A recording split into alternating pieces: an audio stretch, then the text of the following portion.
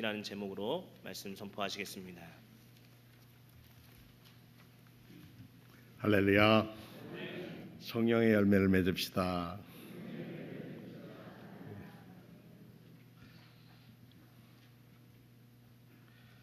오늘 설교 제목이 공약 3장의 뜻이라고 정했습니다.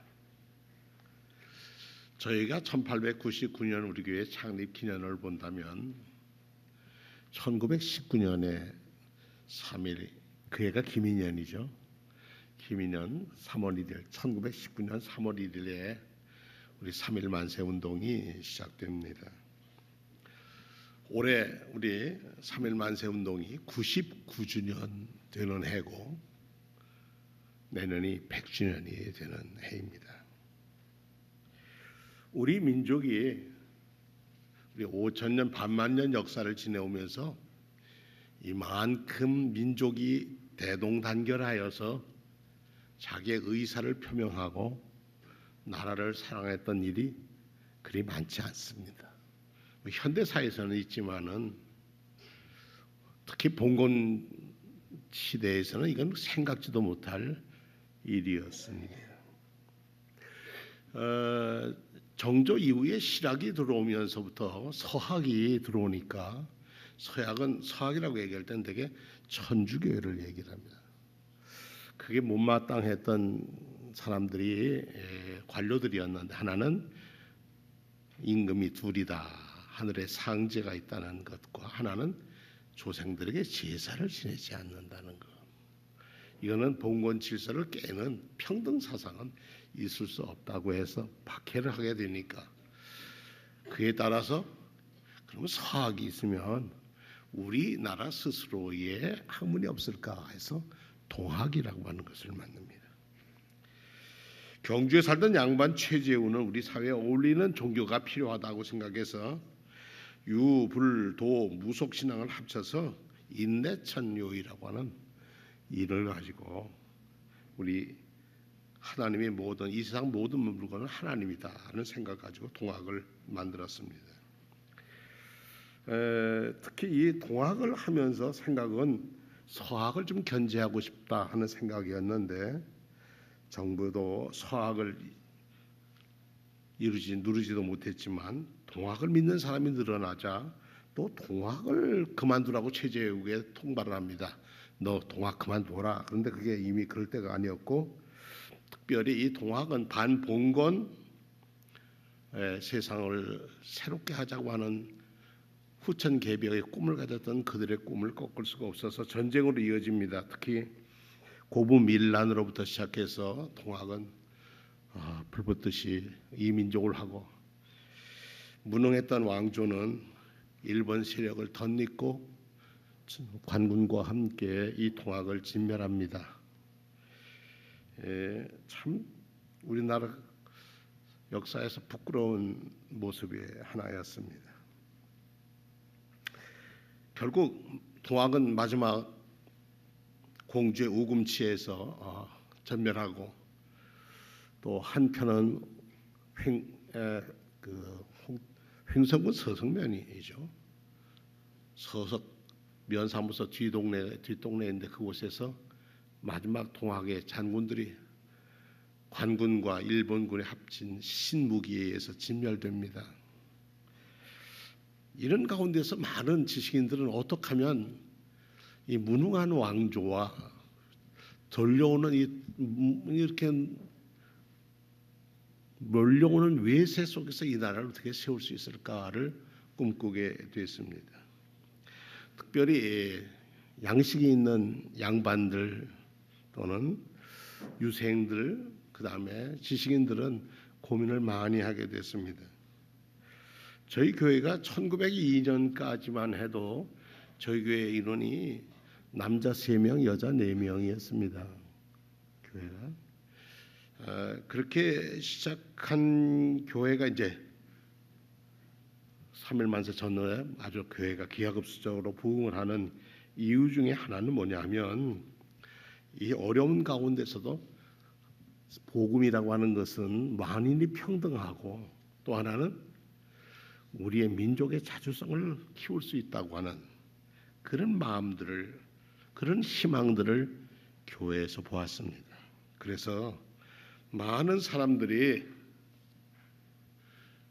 유학에서 유생했으면 기독교회로 들어오기 시작했습니다.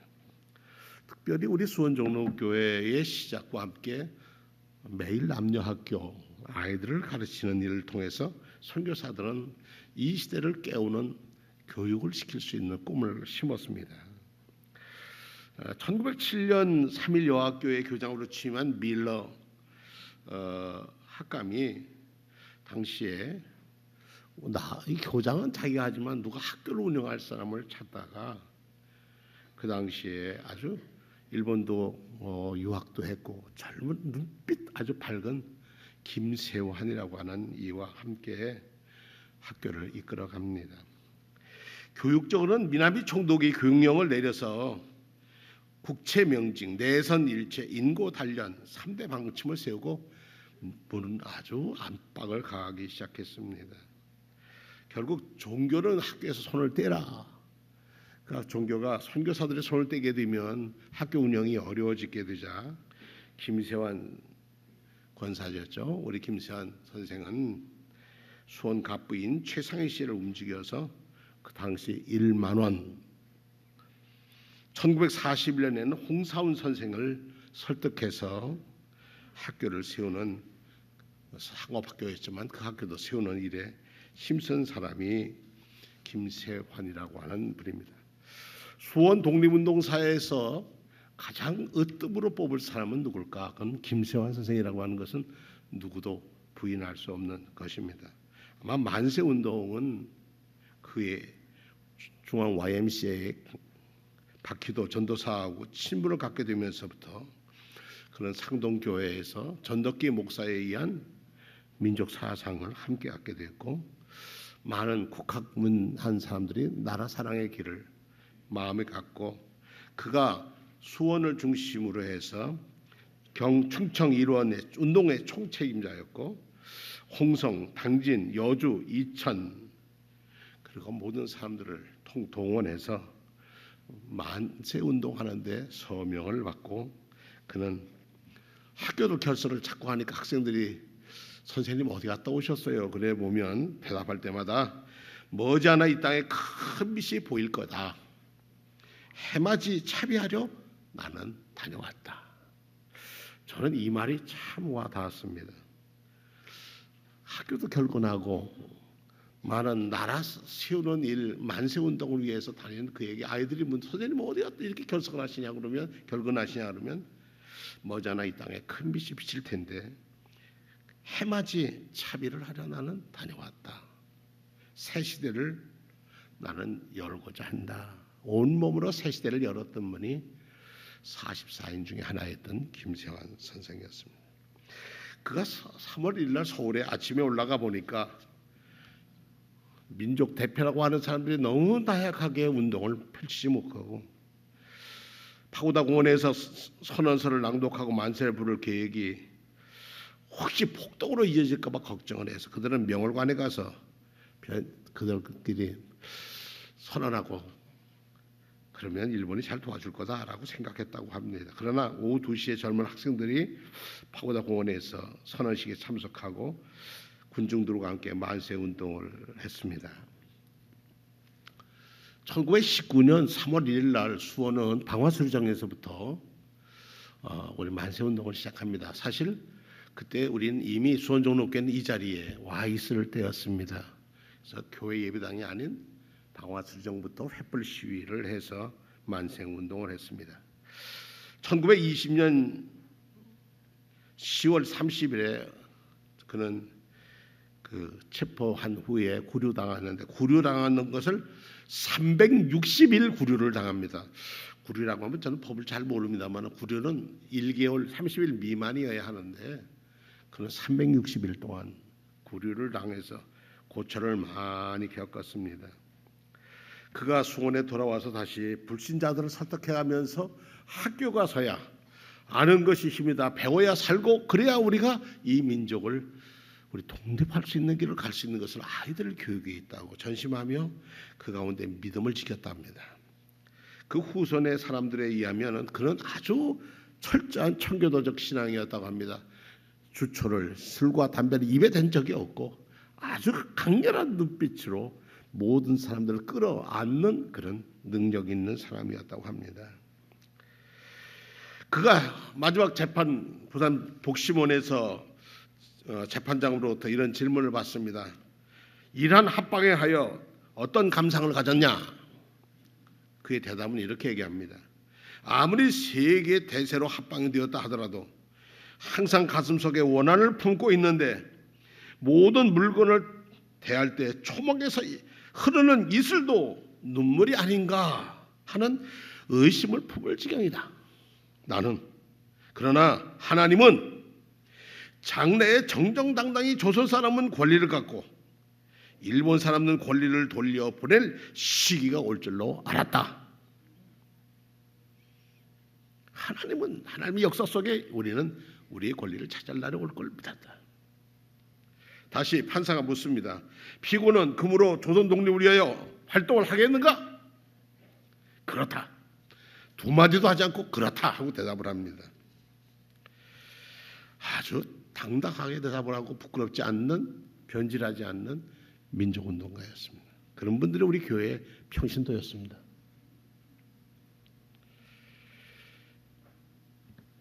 (1945년) 김지한 선생이 병들어 있었는데 홍선유 씨라고 하는 분이 김지한 선생을 찾아가서 이렇게 얘기했더니 형님 해방됐어.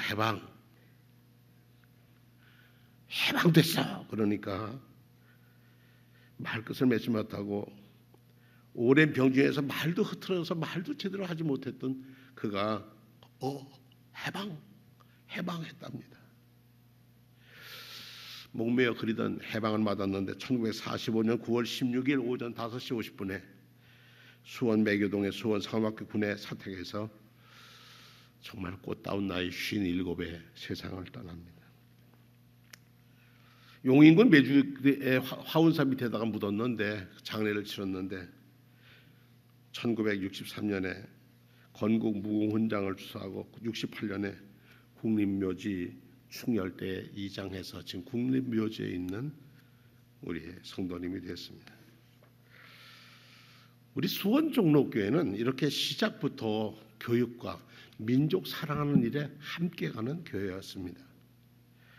이 교회에 초창기에 들어왔던 사람들, 특별히 이 수원에서는 그래도 지도자라고 얘기했던 그 사람들에 의하면 스크랜턴이 이 주변을 복음을 전하면서 우리 수원 종로교회는 서원보 목사, 스웨어라고 하는 선교사가 끔찍히 사랑했습니다. 그 후에 제가 역사를 쭉 찾아보니까 이 교회에 온 선교사들은 모두 우리가 반일 항쟁을 하는 것을 다 승인하고 인정했고 끌어안았던 분이었습니다. 특히 노블 목사 같은 분들은 더 교회가 민족과 함께 가야 한다는 것을 일깨워줬고, 당시 스크랜턴 선교사는 감리 사회로 일본과 한국의 주재 감독이었던 해리스 감독이 왔을 때 그는 정면으로 편지도 보내고, 그리고 정면으로 얘기합니다. 조선인의 나라가 세워져야 한다. 그런데 그는 해리스 감독이 와서 설교할 때마다 우리는 일본 밑에서야 개화가 되고 일본이 은순의 나라고 일본에게 순종하라고 그렇게 강요하였다고 합니다. 결국 스크랜턴 선교사는 해리스 감독하고의 관계 때문에 결국 그만두고 감리교회를 떠나서 일본 고베에 가서 조선인 노동자들이 부두에서 일하는 사람들을 돌보는 일들을 의사로서 그 일을 하다가 평생 돌아가셔서 고베에 묻혔습니다. 수원 종로교회는 구국 교육에도 앞장섰지만 우리 민족을 사는 교회로서도 부흥하는 일에 힘썼던 교회였습니다. 우리 교회가 99주년 3일 기념식을 하면서 우리들이 생각해야 할 것이 무엇일까? 어쨌든 그들이 가졌던 우리 독립선언서에 있는 공약 3장, 우리는 이런 것을 공약을 하고 이런 것을 위해 지향한다고 하는 지향 실천 방안을 보면 이렇게 썼습니다. 우리말로 번역된 것을 읽겠습니다. 오늘 우리는 이 거사는, 우리가 하는 이 행사는 정의, 인도, 생존, 번영을 찾는 결의의 요구이니 오직 자유의 정신을 발휘할 것이고 결코 배타적인 감정으로 치닫지 마라. 마지막 한 사람에 이르기까지, 마지막 한순간에 다다를 때까지 민족의 올바른 의사를 시원하게 밝혀라. 마지막으로 모든 행동은 먼저 질서를 존중하여 우리의 주장과 태도가 어디까지 공명정대하다고 하는 것, 그걸 우리는 밝혀야 한다. 나라 세운 지 4252년 3월 초하루에 지은 일입니다. 이렇게 본다면 이 시대의 성령께서는 우리 수원종로교회를 통해서 어떻게 역사할까? 우리 교회 첫 번 교인으로 들어왔던 한 부류의 사람들, 여러분들이 기억하고 있는 우리 교회사에서 나오는 김재원, 홍돈우, 김연구, 임면수, 차희균, 이하영, 이런 분들이었습니다. 1904년 2월경에 교회가 점점 부흥해서 우리 장소가 좋아서 걱정을 했습니다. 그래서 1905년에 몇 명이었냐면 교인이 200명이었습니다. 1902년에 7명이었는데 1905년에는 200명이 됐습니다. 그래서 더 이상 좁아서 거기서 예배드릴 수가 없어서 우리 이사 온 자리가 바로 1907년에 이 자리로 이사 오게 됐습니다. 사실 이하영 목사님은 굉장히 제가 보기에는 아주 사회적인 영향을 가진 그런 목사님이셨습니다. 어떤 것에도 굽히지 않고 살았습니다. 특별히 그 부인의 기록에 의하면 아버지가 감옥에 가 있는데 우리가 어떻게 밥을 먹냐, 그래서 아이들도 똑같이 콩밥을 먹였다고 아버지를 기억하라 했다고 합니다. 교회가 이 시대에, 이 수원에, 독립운동에 충청남도, 경기 이천까지, 여주까지 신앙과 민족을 이끌어가는 센터였습니다.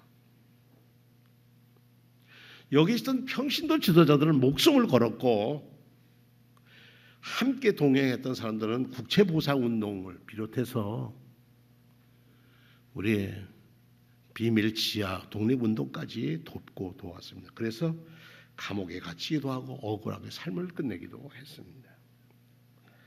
1945년에 이르기까지 여러 가지 어려움을 겪고 있었지만 교회는 하나님의 은혜로 여기까지 왔습니다.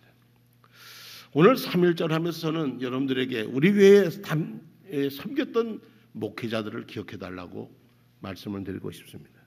첫 번째는 이문순 전도사입니다. 1917년부터 19년까지 독립선언서의 민족대표로 참가할 것을 서명은 했지만 참여하지 못했습니다. 그 다음에 1922년에서 27년까지 우리 교회를 섬긴 송득후 목사님이십니다. 1890년 11월 평안북도 회천에서 탄생하신 분인데 그분은 우리 교회 와서 우리 열심히 복음을 전했던 그런 분입니다. 특히 평양에서 3.1 만세를 받을 때 만세운동에 앞장섰던 그런 분들이었습니다. 그 다음에 1931년부터 33년까지 평양에서 태어났고 우리 수원 종로교회를 담임했던 우리 김찬흥 목사님입니다. 그분도 남산은 교회의 신흥식 목사에 이어서 민족 대표가 될 만큼 아주 열심히 복음을 전했던 분입니다. 3.1운동 일주일 전에 남산교회 세층 밖과 앞으로 통하는 안정석 여권사에게 지시해서 그녀의 집에서 주로 숭의 여학교, 광성학, 평양 광성학교 학생들이 밤낮으로 태극기와 독립선언서를 등사판으로 이렇게 만들어서 인쇄하도록 했는데 그 경비가 40원이었다고 합니다. 근데 그 40원을 누가 내면 안정석 권사가 자신이 돈을 냈고 이 일로 3월 20일에 검거대에서 그 모진 고문을 당했는데 끝까지 학생들을 끌어안고 자기 혼자 이 일을 다 감당했다고 합니다. 이렇게 우리 교회의 교역자들도 선교사들도 우리 독립운동하는 일에 대해서 큰 관심을 갖고 돌보았습니다. 오늘 저는 공약 3장을 보면서 그 시대의 지식인들이었지만 민족을 사랑하는 애국자들의 꿈을 보면 질서를 지켜야 한다는 생각과 그리고 모든 우리의 요구는 정당하다고 하는 것과 우리의 뜻을 펴야 한다는 것과 이런 일을 통해서 나라가 새롭게 세워져야 한다는 봉건의 시대가 가고 이제는 새로운 나라의 시대가 와야 한다는 것을 마음에 간직하게 됐습니다. 로마서 8장 26절에 이와 같이 성령도 우리의 연약함을 도우시나니 우리는 마땅히 기도할 바를 모르나 오직 성령께서 말할 수 없는 탄식으로 우리를 위해 친히 간구하신다 그랬습니다. 오늘 우리 본문에 있는 말씀처럼 예수님이 오신 뜻이 무엇인가? 주의 성령이 내게 임하였으니 이는 가난한 자에게 복음을 전하고 내게 기름을 부으시고 나를 보내서 포로된 자에게 자유를 눈먼 자에게 다시 보게 함을 전파하여 눌린 자를 자유롭게 하고 주의 은혜의 해를 전파하게 하려 하심이라 라고 말씀하십니다. 대단한 선언이라 저는 그렇게 믿습니다. 이사야 61장의 1절의 이 말씀은 예수 그리스도께서 이것을 완성하셨습니다. 우리의 공약 3장에 나오는 이 민족에 나갈 길을 얘기했던 우리의 선조들의 꿈을 우리 이 시대에 와서 우리는 어떻게 감당해야 할까? 먼저 저는 그리스도인이 되어야 한다 생각합니다. 나라를 사랑하는 사람이 되는 일은 먼저 우리는 그리스도의 사람이 되어야 합니다. 그리스도의 사람으로 주의 영이 함께하지 않으면 민족운동이든 사회운동이든 정치운동이든 그 운동은 힘을 잃어버리고 맙니다. 믿음의 힘, 그것은 세상을 변화시킬 능력이 됩니다. 아무리 겨울이 강추이고 힘이 있어도 봄이 오면 다 녹아 흐를 수밖에 없습니다. 성령의 계절이 오기를 우리는 기도해야 합니다. 각 사람 마음속에 정말 나라를 사랑한다면 내가 그리스도인으로 떳떳하게 살아야 세상 사람들이 우리를 보며 그래 저 사람들은 그리스도인이다. 저 사람들에게 희망이 있다. 교회에 가면 미래가 있다 하는 꿈을 심어줄 수 있으리라 믿습니다. 수원종로교회는 우리가 많은 교인도 아니고 대형 교회도 아니고 그러나 우리는 우리가 가지고 있는 꿈과 우리가 가지고 있는 하나님이 주신 사명이 있습니다. 수원의 교회가 1200이 되고 1400교회가 된다 하더라도 우리는 민족 앞에서 수원의 첫 교회로서의 우리가 그리스도에서 부끄럽지 않게 살아갈 때 수원은 하나님이 축복하는 땅이 될 것이고 민족 통일에 우리의 힘을 보탤 수 있을 것이고 하나님의 영광이 수원 종로교회를 통해서 하나님의 영광 받으실 줄로 믿습니다. 우리의 선조 평신도들은 목숨을 걸고 애국운동을 했고 온몸을 바쳐서 사랑했습니다. 우리의 먼저 간 교역자들도 못지않게 이 일을 위해서 헌신했습니다. 그분들의 꿈과 그들의 기도를 엎드려 눈물로 기도했던 이 자리가 눈물의 기도에 터였다면 우리도 기도해야 할 것입니다. 기도하시겠습니다.